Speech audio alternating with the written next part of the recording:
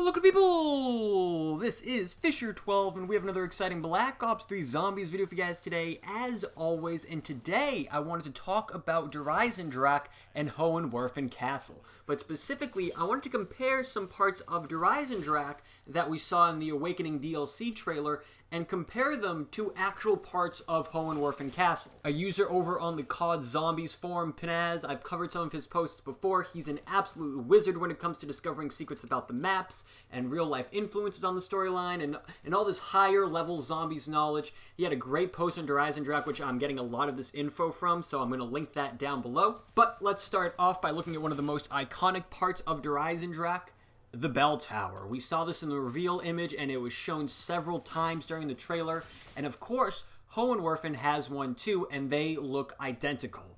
And if we zoom out a bit to a frame of the surrounding courtyard area, you can see a lot of similarities there too. It's almost a little surreal how identical they are, like the positioning and number of the arches. Fun fact actually, when the bell tower was constructed in Hohenwerfen in 1568, the main use was to alert people of an approaching storm.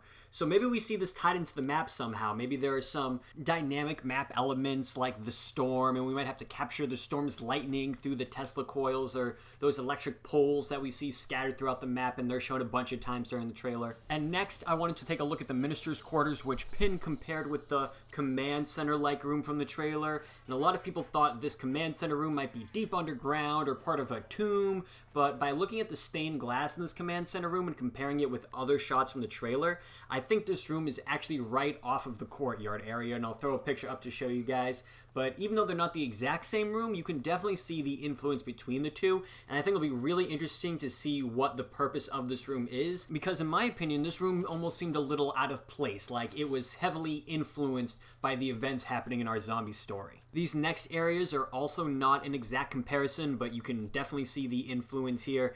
This is the Arsenal Tower, which you can see a loose shape of in the courtyard image that I showed earlier. The dead giveaways are the cylindrical structures as well as the positioning, but both of these images are taken from the same side of the castle and almost the exact same angle too. So this looks like the exact arsenal that Hohenwerfen has, but it looks like they essentially took part of that arsenal and stuck it in this courtyard area. And then the last comparison that I have for you guys is the first gatehouse. This is another eerie comparison. You can see the similarities in the curvature of the road and the shape of the gate and the doorways and the way that that right side of the gate is shaped and sort of hanging off the edge a bit. Like I said, it's almost eerie how similar these are. Now I want to finish this video by showing you guys a neat little Easter egg that Pin found, and this has to do with the cable car.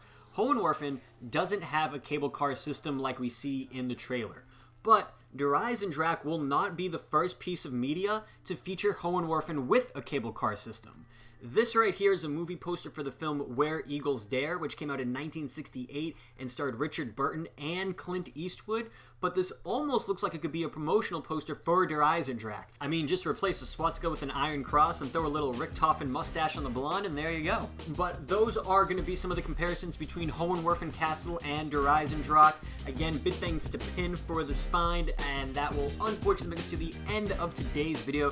So if you found it helpful, if you found it useful, make sure to leave a like, and if you're new here, maybe just stumbling across this video, looking for more Black Ops 3 in your life, then go ahead and click on that subscribe button.